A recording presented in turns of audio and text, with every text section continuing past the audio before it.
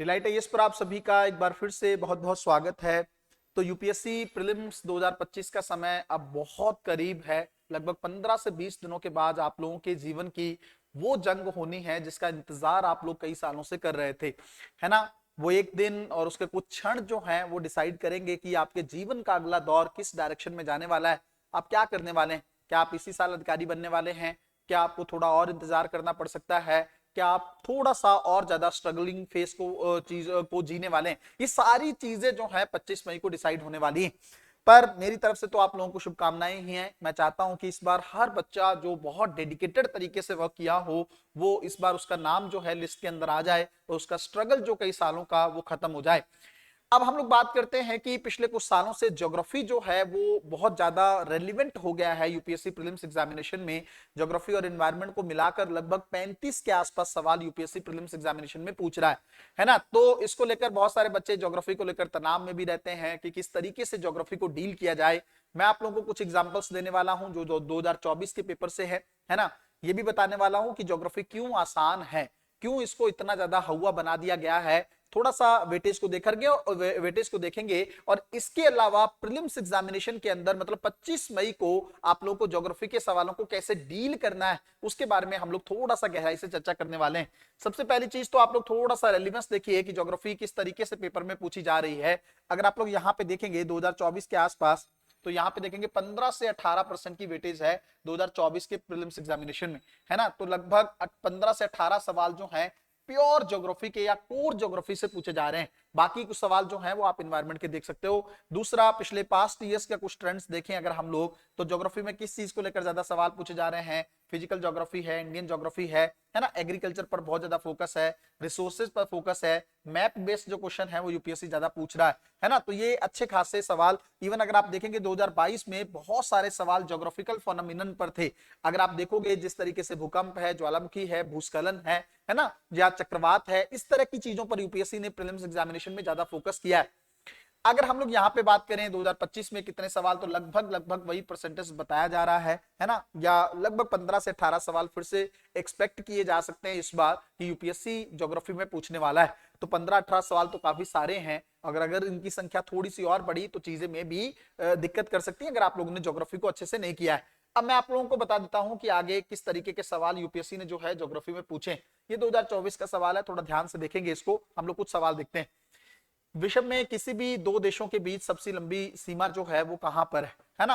अब मैं आपको देखो ये सब एक्सप्लेन तो डिटेल में नहीं करवाने वाला, आंसर मैं जरूर बता दूंगा। इसका आंसर कनाडा वाला है और यूएसए वाला है। यहाँ पर अच्छी खासी सीमा है। लेकिन मैं आपको एक चीज बता रहा हूं कि ये जो सवाल है ना, ये फैक्चुअल सवाल है और एक ऐसा सवाल है जिस पर ज्यादातर लोगों का ध्यान नहीं जाता है। तो क्या कर लेना चाहिए आप, जो इंपॉर्टेंट जो कंट्रीज हैं, वैसे हालांकि जरूरी नहीं है कि सर फिर से ऐसा सवाल पूछा जाए, लेकिन आपको मोटे तौर पर पता होना चाहिए कि कौन कौन सी जो कंट्रीज हैं जिसके बीच में सीमा जो है ज्यादा है।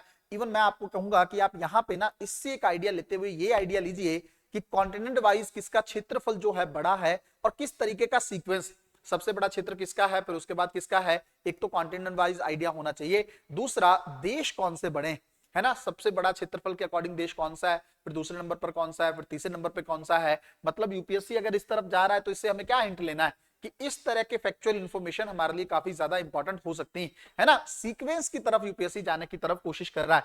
दूसरा सवाल अगर आप लोग देखोगे 2024 का ही ये सवाल है। इसके अंदर आप देखोगे थोड़ा सा कॉन्सेप्चुअल सवाल यूपीएससी ने पूछा है बट आसान है। वायुमंडल स्थलीय विकिरण की तुलना में आने वाली सौर विकिरण से ज्यादा गर्म होता है। कितनी बार मैंने बेसिक चीज भी बताई है, करंट अफेयर में भी पढ़ाया है, आप लोगों ने एनसीईआरटी में भी पढ़ा होगा कि आकर जो वापस जाती हैं किरणें, उससे वायुमंडल ज्यादा गर्म होता है। मतलब आने से वायुमंडल गर्म नहीं होता है, जो पृथ्वी से टकराकर किरणें वापस जाती हैं उनसे वायुमंडल ज्यादा गर्म होता है ना। उसका एक कारण भी क्या है वो भी इसके अंदर दिया हुआ है कि वायुमंडल में उपस्थित कार्बन डाइऑक्साइड और अन्य ग्रीन हाउस गैसें दीर्घ तरंग विकिरण की अच्छी अवशोषक है ना। ये इसका कारण, बहुत सारी जो ग्रीन हाउस गैसेस हैं, चाहे वो कार्बन डाइऑक्साइड हो, चाहे मीथेन हो, चाहे जलवाष्प हो, ये सारी गैसेस जो हैं वापस जाते हुए सूर्य के प्रकाश को सोख लेती हैं, जिसके चलते जो है टेम्परेचर ज्यादा बढ़ जाता है। तो अगर आप देखेंगे तो पहला सवाल एकदम गलत हो जाता है, पहला स्टेटमेंट गलत हो जाता है और एक ही ऑप्शन बचेगा चारों में कि सेकंड स्टेटमेंट सही है और पहला गलत। कितना आसान सवाल है मुझे आप बताइए, ज्योग्राफी में इससे ज्यादा इजी सवाल और क्या होगा। अगला सवाल अगर हम लोग थोड़ा सा देखें तो आप देखेंगे अब ये सवाल देखिए, ये भी कॉन्सेप्चुअल सवाल है थोड़ा फिजिकल ज्योग्राफी को लेकर। भूमध्य रेखा पर क्षोभ मंडल की मोटाई ध्रुवों की तुलना में बहुत अधिक, ठीक है, तो भूमध्य रेखा पर क्षोभ मंडल जो है उसकी मोटाई कंपैरेटिवली पोलर एरियाज की तुलना में ज्यादा है।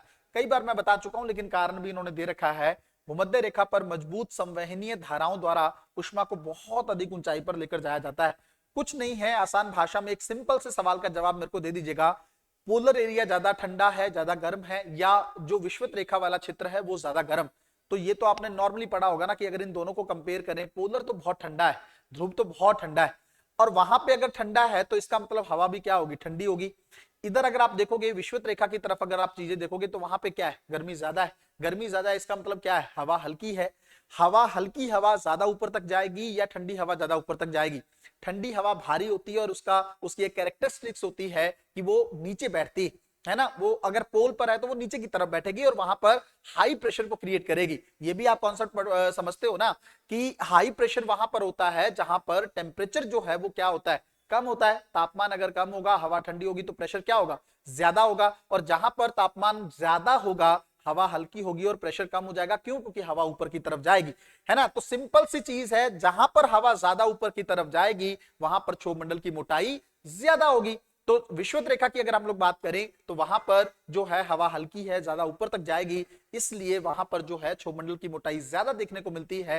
लेकिन ध्रुवों में क्योंकि हवा ठंडी है, नीचे की तरफ बैठती है, लगभग 50% का डिफरेंस दोनों के बीच में देखने को मिलता है, वहां पर क्षोभ मंडल की मोटाई कम देखने को मिलती है। अब मुझे खुद से बताओ ये सवाल कितना डिफिकल्ट है, बट बात ये है, मतलब लोग इसको डिफिकल्ट मान रहे हैं, बहुत आसान सा सवाल है। और ऐसे सवालों को डील करने के लिए आपको ज्योग्राफी के कॉन्सेप्ट की क्लैरिटी बहुत अच्छे तरीके से होनी चाहिए। मैं अगर आप लोगों को बताऊं, अगर आप लोगों ने डिलाइट आईएएस का क्रैश कोर्स ज्वाइन कर रखा है तो बहुत ही अच्छी बात है, क्योंकि इस समय वहां पर ज्योग्राफी ही चल रही है और जल्दी खत्म होने वाली है। बट अगर आप लोगों ने कोर्स ज्वाइन नहीं किया, आप सिर्फ ज्योग्राफी करना चाहते हैं, तब भी आप जो है उस कोर्स को ज्वाइन कर सकते हैं। सिर्फ ज्योग्राफी की क्लासेस को आप लोगों को वहां से अगर करना है, वो एकदम डायग्राम के थ्रू मैं समझाने की कोशिश कर रहा हूं, एकदम बेसिक चीजें, ताकि आप लोगों को आसान भाषा में समझ में आए।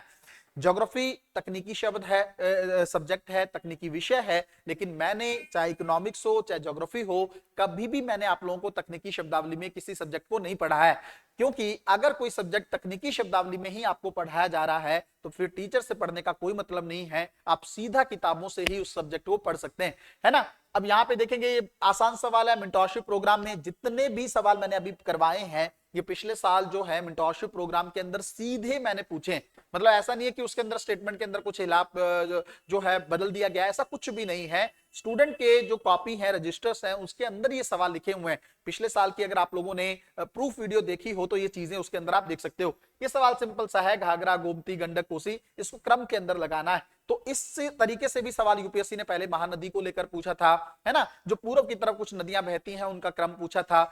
उससे पहले सिंधु की जो चीजें हैं उसको लेकर सवाल पूछ चुका है। तो इस साल तो न्यूज में भी बहुत ज्यादा है इंडस रिवर को लेकर। मुझे जहां तक लगता है अभी पेपर जो है यूपीएससी का हालांकि बन चुका होगा, कुछ सवालों की जगह छोड़ी होगी, तो हो सकता है इंडस रिवर को लेकर इस बार अच्छा खासा सवाल देखने को मिले, है ना, एक बढ़िया सा सवाल देखने को मिले। यहाँ पे देखेंगे जलवाष्प को लेकर, ये भी एक आसान सा सवाल है। यह एक गैस है जिसकी मात्रा ऊंचाई के साथ घटती जाती है।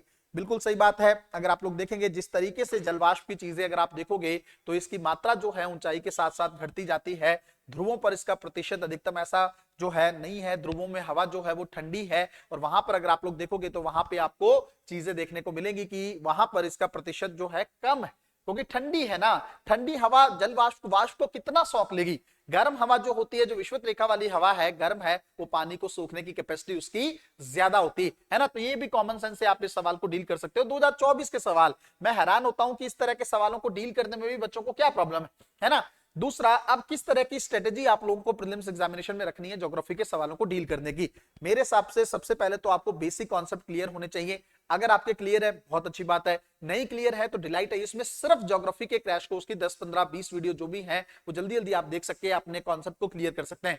दूसरी चीज, अगर आपने मान लीजिए आपने फैक्चुअल चीजों को लेकर थोड़ा सा काम कर रखा है, जैसे मैंने बताया सीमा किससे ज्यादा लगती है, इस बार तो पूरा भारत का नॉर्थ ईस्ट न्यूज में रहा है, तो आप लोगों को बहुत अच्छे से पता होना चाहिए कौन कौन से जो स्टेट है उनकी बाउंड्री किससे किससे शेयर करती है, किसका जो है ज्यादा है, किसका कम है। उसके अलावा नॉर्मल भी फिजिकल ज्योग्राफी में थोड़ा नजर मार लीजिएगा। लीजिएगा कहां पे कौन कौन से मरुस्थल है, चाहे अंतरराष्ट्रीय स्तर पे हो, कहां पे कौन कौन से पहाड़ हैं, उसको लेकर भी यूरोप के वॉसजस पर्वत को लेकर सवाल पिछले साल पूछा गया है। तो ये चीजें देख लीजिएगा। ग्लेशियर कहां पे इंपॉर्टेंट थोड़े से, ये चीजें कौन सी नदी किस ग्लेशियर से निकलती है, कौन सी नदी किस जो महासागर में जाके लीन हो जा रही है, इस तरह के सवाल बड़े अच्छे सवाल है और बड़े मजेदार तरीके से तैयार होते हैं। मैपिंग वाला सेगमेंट बहुत अच्छे तरीके से देख लीजिएगा। क्यों? क्योंकि मैपिंग को लेकर सवाल यूपीएससी हर बार 3 से 4 सवाल सीधे तौर पर देखने को मिलते हैं, है ना। मैं वैसे एक वीडियो लेकर आ रहा हूं जिसके अंदर हम लोग सारे प्लेसेस इन न्यूज को अच्छे से देख लेंगे, बट ज्योग्राफी की चीजों को लेकर थोड़ा एक बार अच्छे से, जहां से महासागरीय धाराएं निकलती हैं, बड़े बेसिक सवाल पिछले साल जो है गल्फ अटलांटिक जो है धारा है उसको लेकर पूछा गया है। बड़े मजेदार सवाल है, मुझे तो बहुत अच्छा लगता है कि इतने अच्छे अच्छे सवाल यूपीएससी ने पूछे। बस अब आपको डील उस तरीके से करना है ताकि उसमें एक्यूरेसी ज्यादा से ज्यादा होनी चाहिए। मिलते हैं अगली वीडियो में, तब तक अपना ध्यान रखें, अपनी पढ़ाई को बहुत अच्छे तरीके से करते रहें। फिर भी लास्ट बार मैं यही कह रहा हूं, अगर ज्योग्राफी को लेकर चीजें क्लियर नहीं है तो डिलाइट आईएएस के क्रैश कोर्स को ज्वाइन करके सिर्फ ज्योग्राफी वाले सेगमेंट के लिए आप लोग ज्वाइन कर सकते हैं और उसके अपने क्लासेस को करके जल्दी से जल्दी 15-20 वीडियोस रहेंगी आपके लिए और वो बहुत जल्द 2-3 दिन में आप निपटा दोगे और कम से कम ज्योग्राफी को लेकर आपका अंदर कॉन्सेप्ट जो है, एक कॉन्फिडेंस जो है वो बिल्ड हो जाएगा। मिलते हैं अगली वीडियो में, तब तक अपना ध्यान रखें, अपनी पढ़ाई को बहुत अच्छे तरीके से करते रहें। बहुत बहुत धन्यवाद।